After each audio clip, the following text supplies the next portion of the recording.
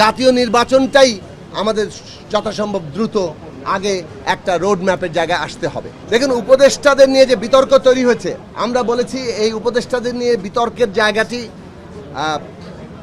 কাঙ্ক্ষিত নয়। আমরা মনে করি যে দুজন উপদেষ্টা এখন আছেন যারা বৈষম্য বিরোধী ছাত্র আন্দোলনের প্রতিনিধি হিসেবে এখানে এসেছিলেন,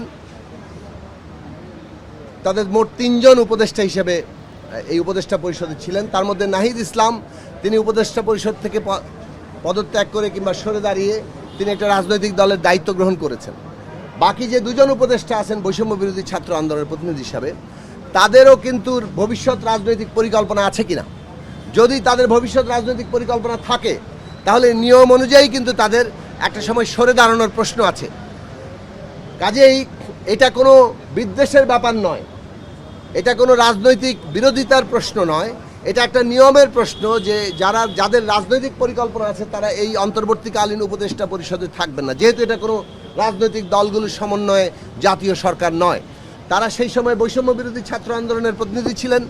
এখন যেহেতু রাজনৈতিক দল গঠিত হয়েছে, তাদের একটা অংশ রাজনৈতিক দল গঠন করেছে এবং এই 2 জন উপদেষ্টা রাজনৈতিক দলের সাথে যুক্ত হয়েছেন। সেই জায়গাটাতে আমরা মনে করি যে যুক্ত হননি, কিন্তু তাদের যুক্ত হওয়ার সম্ভাবনা থাকতে পারে। সেই রকম প্রশ্নগুলো যদি থাকে সেটা যাতে কোনো দূরত্ব সৃষ্টি না করে, এই ক্ষেত্রে তাদের কিভাবে তারা উপদেষ্টা পরিষদ থেকে বিযুক্ত হয়ে রাজনৈতিক নিজেদের পরিকল্পনা বাস্তবায়ন করবেন সেই বিষয়ে স্পষ্টতা থাকা দরকার। অন্যদিকে আমরা যে বিষয়টি সবসময় মনে করেছি, এটাও বলি আমাদের অবস্থানটি, যে আমরা মনে করি বাংলাদেশ একটা জাতীয় পুনর্গঠনের কালে আছে। এই জাতীয় পুনর্গঠনের কালে এই সংস্কার এবং জাতীয় নির্বাচনটি এখন মুখ্য প্রশ্ন।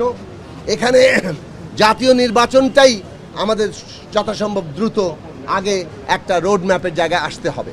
মাঝখানে অন্য নির্বাচন, স্থানীয় নির্বাচন এখন জাতীয় নির্বাচনের চাইতে অগ্রাধিকার নয়। দেখুন, প্রফেসর ডক্টর মোহাম্মদ ইউনূস, যিনি এই অন্তর্বর্তী সরকারের দায়িত্ব নিয়েছেন, যার উপরে বাংলাদেশের রাজনৈতিক দলগুলো, বিশেষত আন্দোলনকারী রাজনৈতিক দল সহ দেশের জনগণ ভরসা রেখেছেন। আমরা মনে করি এই যে বিচার, সংস্কার এবং নির্বাচনের যে রাজনৈতিক প্রক্রিয়া এবং উত্তরণ পর্ব, এই পর্ব তার নেতৃত্বেই এটা সম্পন্ন হতে হবে। তার এখানে মাঝখান থেকে সরে যাওয়া অথবা দায়িত্ব ছেড়ে দেওয়ার কোনো সুযোগ নেই, কোনোভাবে এটা আলোচনার বিষয়ই হতে পারে না। কাজেই প্রফেসর ডক্টর মোহাম্মদ ইউনূস, যিনি মনে করেছিলেন যে এখানে নানান প্রতিকূল বাস্তবতায় তিনি আসলে দায়িত্ব পালন করতে পারবেন কিনা, তার মনে প্রশ্ন জন্ম দিয়েছিল। এই প্রশ্ন তিনিও মনে করেন এখন যে এটার আর কোনো সুযোগ নেই। বাংলাদেশের এই ঐতিহাসিক পর্ব দায়িত্ব পালন করে যাওয়া এবং এটাকে সম্পন্ন করা, এটা তিনি, তার উপর ঐতিহাসিক দায়িত্ব, সেটা তিনি করবেন। এবং সমস্ত রাজনৈতিক দল সহ দেশের সকল প্রতিষ্ঠান, দেশের রাষ্ট্রীয় প্রতিষ্ঠান, সেনাবাহিনী, পুলিশ, প্রশাসন, সমস্ত প্রতিষ্ঠানের কাছ থেকে তিনি সহযোগিতা চেয়েছেন।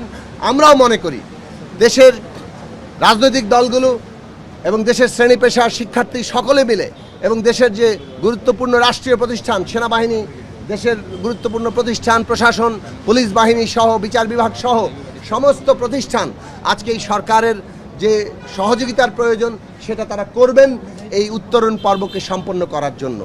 আমরা এও বলেছি কোনোভাবে যাতে রাজনৈতিক দলগুলোর সাথে দূরত্ব তৈরি না হয় এবং রাষ্ট্রীয় প্রতিষ্ঠানের সাথেও সরকারের এমন কোনো সম্পর্কের জায়গা ঘাটতি সৃষ্টি না হয় যাতে করে মনে হয় যেন সরকারের সাথে রাষ্ট্রীয় প্রতিষ্ঠানের কোনো দ্বন্দ্ব তৈরি হচ্ছে।